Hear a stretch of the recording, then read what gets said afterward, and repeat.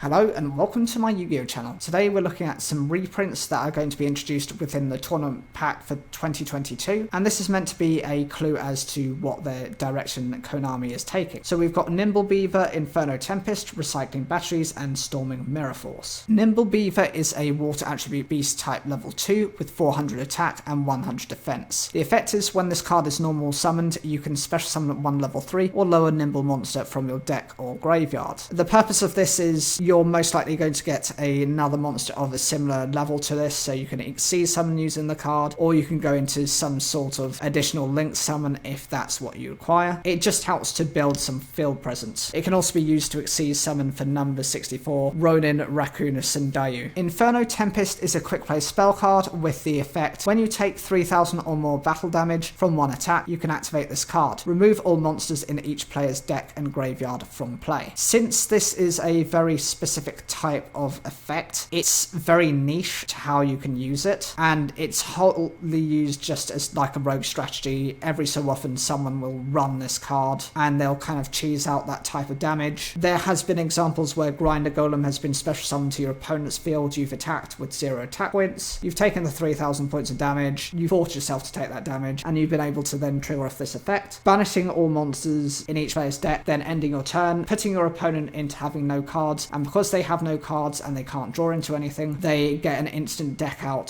Recycling Batteries is a normal spell card with the effect, target 2 thunder type monsters with 1500 or less attack in your graveyard, add those targets to your hand. This is just a means of recovering your thunder type monsters. It's decent, but it is capped at the amount of attack points, only 1500 or less, but since they go to your hand, at least you then can use them. It's very effective for some of the Battery Man archetype because they're reliant on having monsters typically below that threshold, although saying that their boss monster is stronger than that. Battery Cell and Fuel Cell are both above those requirements. And the final card is Storming Mirror Force. When an opponent's monster declares an attack, return all your opponent's attack position monsters to their hand. This is actually very useful. It's a good way of board wiping your opponent's monsters without actually destroying them. Many monsters these days have destruction protection effects, and by doing this you offset that effect by sending them to the hand rather than destroying them. It's decent as a way of at least slowing down your opponent's progress, and if they've heavily invested in certain cards, it might be enough to cause them to lose the duel. Overall, all 4 of these getting a reprint is okay. I'm a little confused about several of these cards. To be honest, the only one I think that's that useful is Storming Mirror Force, because that can generically be run in everything. The other 3 cards are very niche to their types of decks, and I'm wondering what Konami has planned for additional tournament pack support. If you have any clues, I'd love to hear those down in the comments down below, and make sure to watch the video at the end screen. It really helps support the channel.